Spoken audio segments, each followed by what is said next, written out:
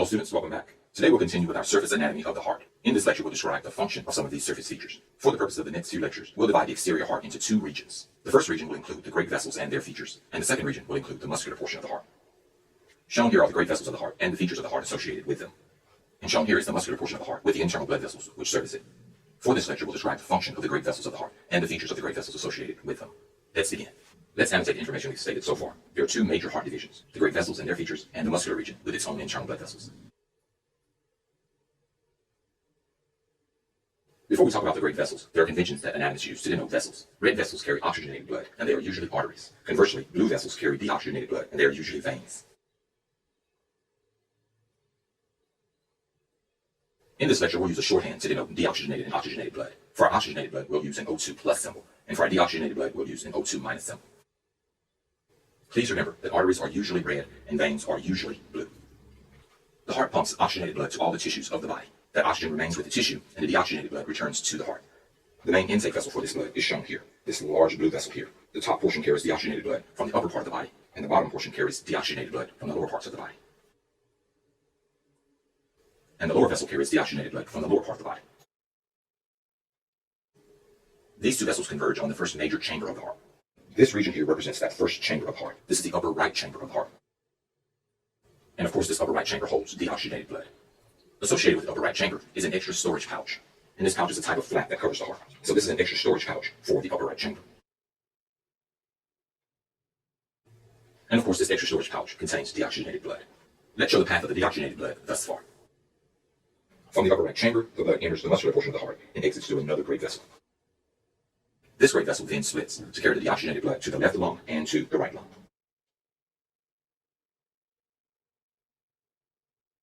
And the right split carries the oxygenated blood to the right lung.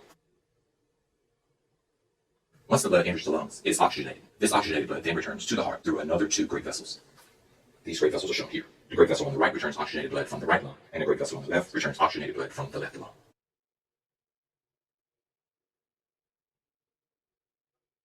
And the right vessel carries oxygenated blood from the right lung.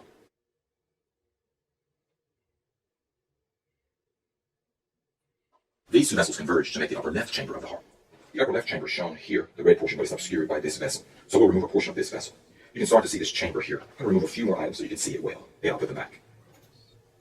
There it is. The convergence of these two vessels creates the upper left chamber of the heart, and that's shown here. I'm going to put my items back now.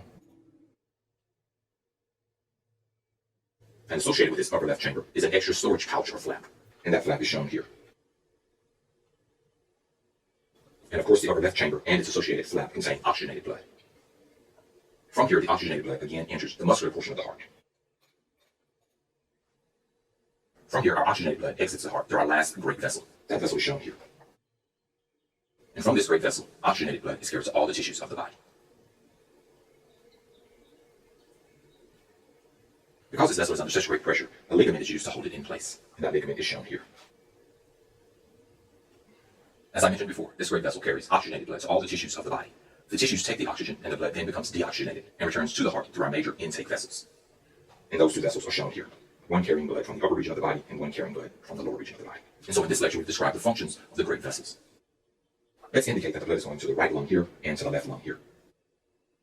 Let's summarize the information in this lecture. The oxygenated blood enters the heart here through these two vessels. It enters the upper right chamber of the heart here, then travels through the musculature and exits the heart here, going to the lung, to the left lung and to the right lung. From the lungs, the blood then re-enters the heart through these vessels here. Now the blood is oxygenated from the left lung and from the right lung. These two vessels converge to make the upper left chamber of the heart. The blood then travels to the musculature again and out another great vessel of the heart. This great vessel carries oxygenated blood to all the body tissues. In the body tissues, the blood becomes deoxygenated and returns to the heart through the great intake vessels, shown here.